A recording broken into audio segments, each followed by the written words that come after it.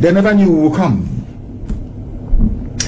Fulani never envisaged that the likes of Nnamdi Kanu will ever emerge. They never in a million years. They thought that you can bribe anybody. You can buy anybody. Offer him a jet, give him money, tell him, promise him good life with his family. Anywhere he wants. Promise him a house, mansion, oil well, anything he wants. Give him his money. After all, you can buy any woman, you can buy them. They are very weak. You can buy all of them. They never knew who we were. That I come from a line, I wouldn't call it royal, a line of nobility, where you have noble men that do not sell their conscience. If you knew my father, you will testify to what I'm telling you. Ask those that knew him, they will tell you who he is. Noble people, they do not compromise. Never. And then we came, or should I say, Chukwukikabiama determined that we should come at this time to save you. Not just to save Igbo people, not just to save Ibibio, not to save Efik alone, not to save Ejo, not to save Isoko, Urobo, Ishekiri, Igodomigodo. No, not at all. But to set free everybody trapped in the colonial enclave called Nigeria. Because as I told you 2 days ago, those ruling Nigeria now are not Nigerians. If I thought there's anything like, let us assume there is something called Nigeria that Britain created. The people in charge now are not Nigerians. They are not indigenous to the land. They do not have a home. They have no home address. If you ask them, where is your home address? They don't have. They are nomads. If you don't know the meaning of nomad or nomadic life, go and Google it or look for your dictionary. That was why Jonathan set up nomadic education. Nomads means people that wander, wandering people. They don't stay in one place. They keep moving all over the place. Abraham in the Bible, that begot all of us, was a nomad. Until at a time, Elohim said to him, you should stop moving about all over the place. You have to stay in one place. But these people are still one of the few primitive tribes in the world moving their livestock from one place to another. So anywhere night comes is home. I want ethnic nationalities in Nigeria to understand the mess they are in. Some of you have no idea the type of the state of hopelessness you're in. I am here to remind you of it. And you may not act upon it, but try to tell your children what you've heard on Radio Biafra. So in the future, as their mother is being raped or their sister abducted, they'll say, oh, daddy, remember that thing you told us you heard on Radio Biafra? That is why we preach this gospel the way we do. They came from Sierra Leone, from Mali, from Senegal, from Chad, because Fulani in Nigeria hasn't got the numbers to fight.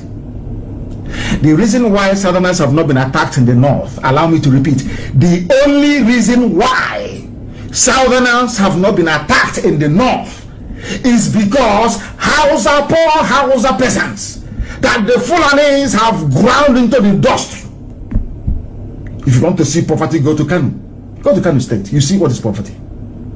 This same downtrodden, because Fulani is a specialist in using people. They love to use people.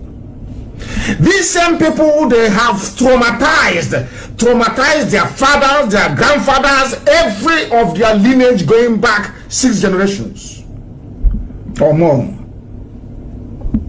The Hausas have just realized, courtesy of Radio Biafra, that we are no longer going to go out to kill Igbo people. We cannot do it for you anymore. And the Fulanis do not have the numbers to do so. Do you know how they managed to stop tomatoes and onions from coming down these past few days? Because anywhere you have any institution you have Fulani in it, they always aspire to be at the head, to be giving orders and command. So they set up checkpoints where the commander of that very detachment is a Fulani person. That's how they're ruling you.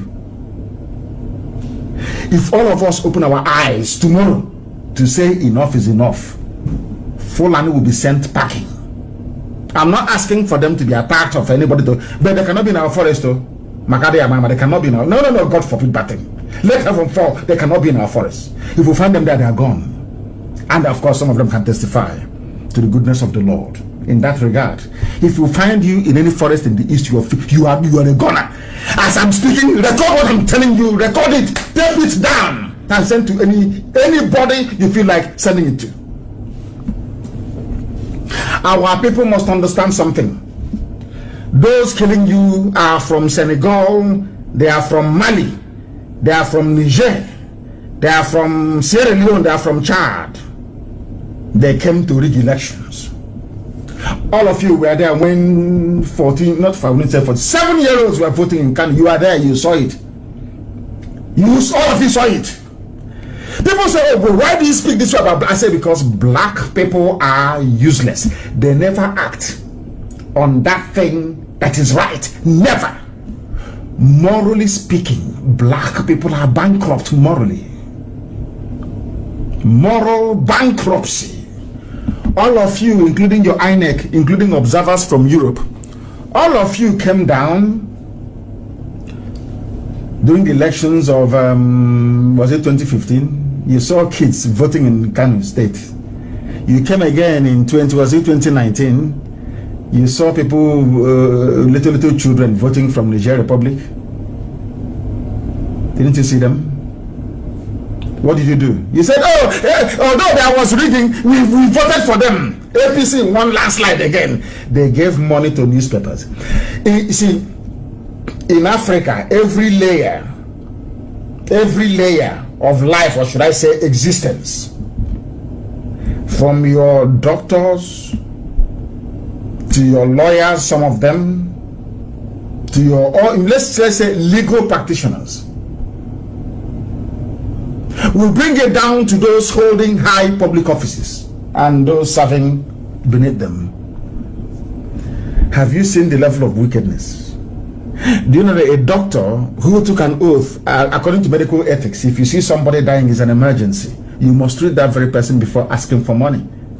As long as you have the necessary materials or tools to treat that person, you must treat them. That is medical ethic. Go, I think it's medicine 101. Go to anywhere, and the number one thing is to save life. But do you know that a doctor will know that somebody is... I'm digressing a bit because I want to tell you about the depth of what I call moral bankruptcy in the makeup, in the DNA of black people, why we are in the mess we are in today, and why the Fulanis are ruling all of us. Visit us. A doctor will tell you to go and bring deposit. If you don't bring deposit, that somebody will die. You think it's a joke? He'll be there. He'll be looking at somebody dying. You know, when I look at doctors in Nigeria, I know that, you know, when I say people flinch, they say, hey, don't say, I know that the devil must be a black man. See, Satan must be from Africa somewhere. Lucifer. Do you know why I say that? You see a doctor watching somebody die, a pregnant woman that requires cesarean section or operation to bring out the baby. A doctor will tell the family, go and sell your land, I don't care. And the doctor will be watching, and the woman will stop breathing. She will die with the baby in her stomach. There is a type of wickedness in the heart of a black man that makes you wonder who actually made these people. After many years of considering the way we behave and the way we react, God Almighty formed Ipob and said, you cannot reason like those people. For me to love you, for you people to have the freedom that I promised you, your job is not to set yourself free. Your job is to liberate the thinking capacity of an average black person all over the world. That is your job. That is the duty of Biafra. That is why I have sent you to come. That is the reason why somebody,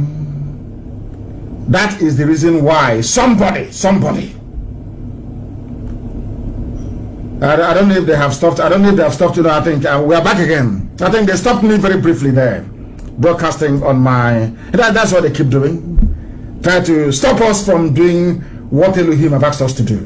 but have failed and will continue to fail.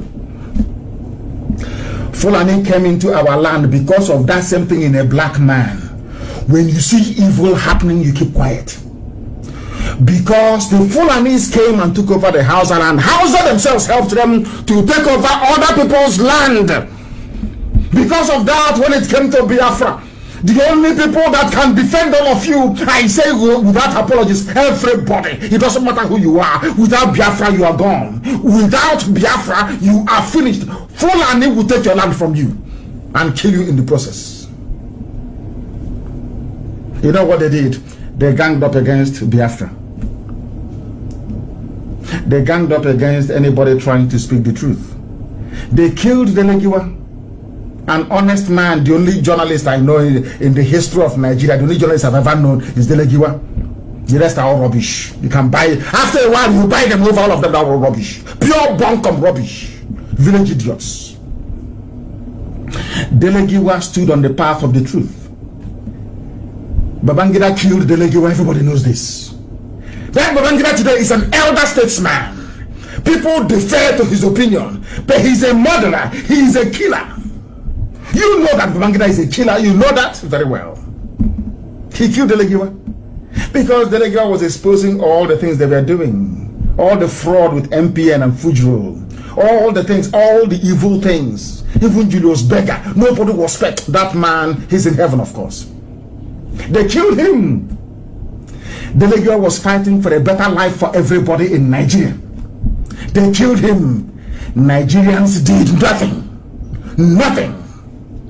That is part of that punishment that you're suffering now at the hands of these murderers from the Sahel. Do you think that God will forget? People, they go to all these churches and they sing, they jump up and down. They don't even actually understand who God is or how God operates. They have no idea. Isn't it very funny? The more churches you build, the more mosques you build, the more difficult things become. Have you not noticed it? The more churches you have, claiming you have miracle centers, the more difficult things become for you. Because you are in a period of perdition. I told you in 2015 that Somalia will be better than Nigeria. I am telling you, if you have not applied for your Somalian visa, go and apply for it now. If you have not applied for your visa to Somalia, because Somalia is hello, but it's better than, it's going to be way better than the zoo. Because when you people see evil, you condone it, and that evil has come to you. Now you are going to discover, as they say, you are about to see something you have never seen before. They came down to our land.